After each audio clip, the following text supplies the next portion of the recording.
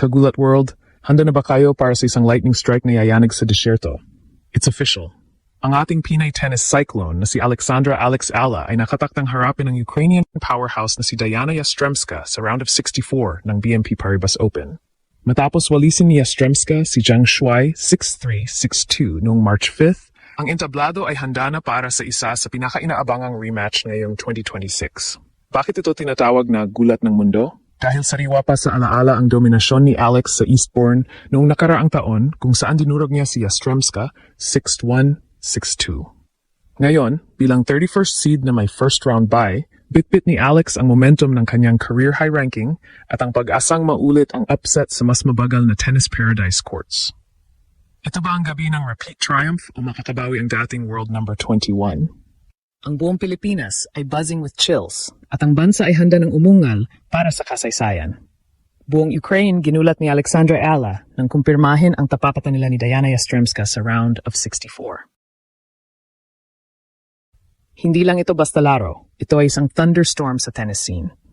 Ang Pinay Prodigy versus Ukrainian powerhouse, isang rematch na puno ng apoy matapos ang Eastbourne dominance ni Alex. Marami ang naniniwala na sa 5th Grand Slam na ito, mas magiging explosive ang laban dahil sa seeded status ni Ala. Pero sa likod ng official announcement, may matinding drama na pinagdadaanan si Alex. Pagamat nasa career high number 31 as of February 23rd, dumaan siya sa mga heartbreaks, yung mga quick losses sa Melbourne at Doha na nagbigay ng duda sa kanyang top-level endurance. Ngunit ang kanyang quarterfinal run sa Dubai, kung saan niyanig niya si Paolini, ay nagpakita ng maturity beyond her 20 years. Ang matchup, Diana ay hindi biro.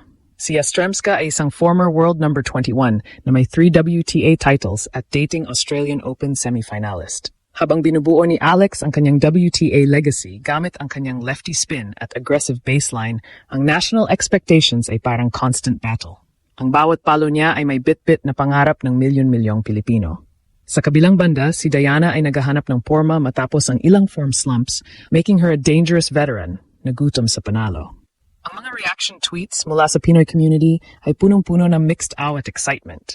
Naniniwala silang ang 6-1, 6-2 victory ni Alex sa Eastbourne grass ay maulit sa hardcourt ng Indian Wells. At ngayon, ang ripple ay worldwide. Sa Indian Wells, si Alex ay inaasahang mag-draw ng dambuhalang turnouts. Ang kanyang rockstar status ay outshining even some established elites. At ang football frenzy atmosphere na dala ng mga Pinoy fans ay nagbibigay ng kakaibang energy sa tournament. Si Alex ay hindi lang naglalaro para sa ranking. Siya ay nag-inspire sa buong Southeast Asia laban sa lalim ng European tennis scene. Alexandra Ala vs. Diana Yastremska, ang Pinay Prodigy ay handa na namang manggulat sa world stage. Ang rematch hype ay insane, at ang mga fans ay roaring sa pagkakataon para sa isang legacy-defining win na magpapatibay sa posisyon ni Alex bilang top-tier contender. Dive sa deeper drama. Si Alex ay hindi naging madali ang journey mula sa Junior US Open glory hanggang sa pro circuit. Ang official matchup na ito ay conflict on steroids. Career versus bansa amplified. Habang hinahabol ang WTA 1,000 deep runs, ang tour fatigue ay nagiging banta, ngunit sinasagot ito ni Alex ng resilience. Isang halimbawa ang Eastbourne kung saan dinismantle niya ang aggression ni Diana gamit ang variety. Ang karanasan ni Yastremska sa majors ay dambuhala, pero ang kanyang inconsistencies kamakailan ay nagbubukas ng pinto para sa ating pambato. Ang emosyon mula sa announcement buzz ay ramdam na ramdam. Frustration sa panig ni Diana sa nakaraang pagkatalo, pero admirasyon sa composure ni Alex. Ang draw na ito ay parang tadhana, isang revenge story para sa Ukrainian at repeat mission para sa Pinoy sensation. Maraming fans ang nag-aalala sa emotional toll ng seeded pressure kay Alex, lalo na't siya ang main attraction para sa diaspora sa California. Dito sa core ng laban, muling nagbubuklod ang bansa. Mula sa mga losses na nag-heartbreak sa bayan, ngayon ay hope at legacy ang sumasabog. Si Alex ang spark, ang kanyang journey mula Eastbourne upset patungong Indian Wells seeded status ay nagpapaniwala ulit sa atin sa Grand Slam aspirations. Ang bawat palo ni Alex sa Sabado ay magiging call to arms para sa lahat ng Pilipino. Narito ang ating fearless forecast. Alex wins. Bakit? Dahil ang grippy courts ng Indian Wells ay pabor sa kanyang lefty spin kaysa sa flat aggression ni Diana.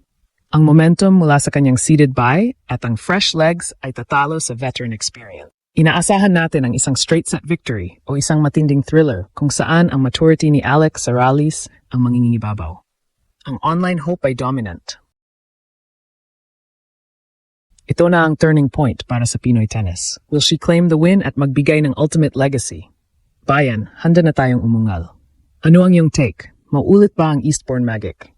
Sa huli, ang tapatang Alex Ala versus Diana Yastremska ay higit pa sa isang round of 64 match. Ito ay patunay na ang Pilipinas ay narito na para lumaban sa pinakamataas na level. Mula sa heartbreak ng mga nakaraang buwan, si Alex ay muling bumabangon bit-bit ang 31st seed at ang suporta ng milyon-milyong Pilipino. Ang entablado sa California ay handa na para sa isang repeat gulat na yayanig sa WTA.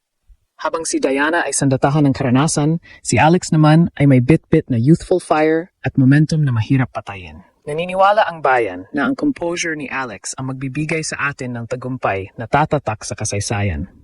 Handa na ba kayong sumigaw para sa ating tennis cyclone? Ang laban na ito ay para sa bayan, abangan ang ating muling pagtatagumpay.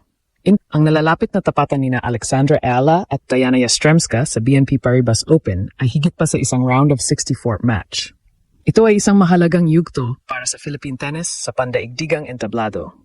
Bilang 31st seed, dala ni Alex hindi lang ang kanyang career high ranking, kundi pati na rin ang kolektibong pangarap ng isang bansang uhaw sa tagumpay sa tinaguriang 5th Grand Slam. Punong-puno ng tensyon ang kwento ng rematch na ito. Pagbabanggain ang taktikal na estilo ng kaliweteng si Ala laban sa veteranong bagsik ni Yastremska. Habang naghahanap ng paghihiganti ang Ukrainian powerhouse para sa kanyang malaking pagkatalo sa Eastbourne, papasok naman ang Pinay sensation sa disyerto bit-bit ang kapanahunan ng isang bihasang pro at ang fresh legs na bunga ng kanyang first round bye.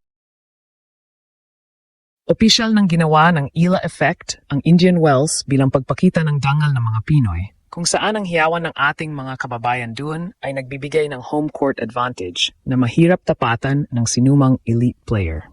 Higit pa sa mga istatistika at sa $1.65 milyong na premyo, ang laban na ito ay simbolo ng katatagan ng isang atletang ginawang gatong ang mga nakaraang kabiguan para magliyab ang kanyang legacy fire. Magresulta man ito sa straight set victory o sa isang madugong 3-set thriller, ang performance ni Alex ay magsisilbing inspirasyon para sa mga atletang Southeast Asian sa kahit saang dako ng mundo. Sa paglubog ng araw sa California, lahat ng mata ay nakatuon sa court para masaksihan kung ang ating tennis cyclone ay makakapaghatid ng matinding gulat. Nakatutok ang mundo, umaatungal ang Pilipinas, at nakahanda na ang entablado para gawing isang makasaysayang tagumpay ang bawat viral hype ni Alex.